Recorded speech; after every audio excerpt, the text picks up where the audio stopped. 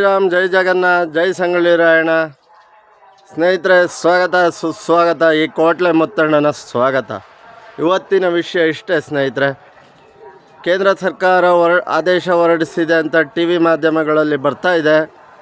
ವಿಷಯ ಇಷ್ಟೇ, ಎಲ್ಲ ಸ್ಕೂಲಲ್ಲೂ, ಎಲ್ಲ ಕಾಲೇಜುಗಳಲ್ಲೂ ಹಾಗೂ ಎಲ್ಲ ಸರ್ಕಾರಿ ಕಾರ್ಯಕ್ರಮಗಳಲ್ಲೂ, ಯಾವುದೇ ಸರ್ಕಾರಿ ಕಾರ್ಯಕ್ರಮ ಆಗಲಿ, ಸ್ಕೂಲ್ ಆಗಲಿ, ಕಾಲೇಜ್ ಆಗಲಿ, ರಾಷ್ಟ್ರಗೀತೆ ಆದಮೇಲೆ 1 ನಿಮಿಷ 3 ಸೆಕೆಂಡು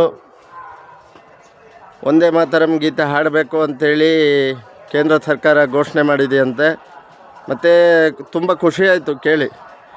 137 ವರ್ಷವೋ ಏನೋ ಆಯಿತಾ ಇದು ಆಗಬೇಕಾದ್ರೆ ಅನ್ನೋದು ತುಂಬ ನೋವಿನ ಸಂಗತಿ ರೀ. ಆದರೆ ಮೋದಿ ಸರ್ಕಾರಕ್ಕೆ ಧನ್ಯವಾದ, ಅಮಿತ್ ಶಾ ಅವರಿಗೆ ಧನ್ಯವಾದ. ಯಾವುದೋ ಪಕ್ಷದ ಬಗ್ಗೆ ಅಲ್ಲ, ಇದು ನಮ್ಮ ಎಲ್ಲ ದೇಶದ ಮಕ್ಕಳಿಗೆ ಸಂಬಂಧಪಟ್ಟಿದ್ದು. ಎಲ್ಲರಿಗೂ ಟೋಟಲ್ಲು ನಮ್ಮ ದೇಶದ ಮಕ್ಕಳಿಗೆ ಸಪೋರ್ಟು ಆಗಿದ್ದರಿಂದ ವಿಡಿಯೋ ಮಾಡ್ತಾಯಿದ್ದೀನಿ. ಭಾಳ ಸಮಯದ ನಂತರ ಇಂಥದ್ದೊಂದು ಕೆಲಸ ಆಗಿದೆ. ಒಳ್ಳೆಯದಾಗಲಿ, ಅವರಿಗೆ ಮಾಡಿದ್ದಕ್ಕೆ ಧನ್ಯವಾದ. ನಮ್ಮ ಮಕ್ಕಳಿಗೆ ನಮ್ಮ ಇತಿಹಾಸಗಳು ಎಲ್ಲ ತಿಳಿಬೇಕ್ರಿ. ಯಾವುದೋ ಒಂದು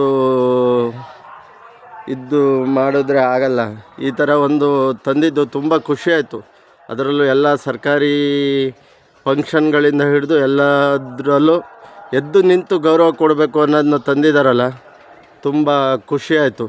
ನಮ್ಮ ಕರ್ನಾಟಕದ ಎಲ್ಲ ಜನತೆ ಪರವಾಗಿ ಅವರಿಗೆ ಧನ್ಯವಾದಗಳು. ತುಂಬ ಒಳ್ಳೆ ಕೆಲಸ ಇದು. ಮುಂದೆ ಇನ್ನೂ ಓದೋಕ್ಕೆ ಆಗಲಿ, ಶಿಕ್ಷಣಕ್ಕೆ ಆಗಲಿ ಇನ್ನೂ ಒಳ್ಳೆ ಕೆಲಸ ಮಾಡಬೇಕು.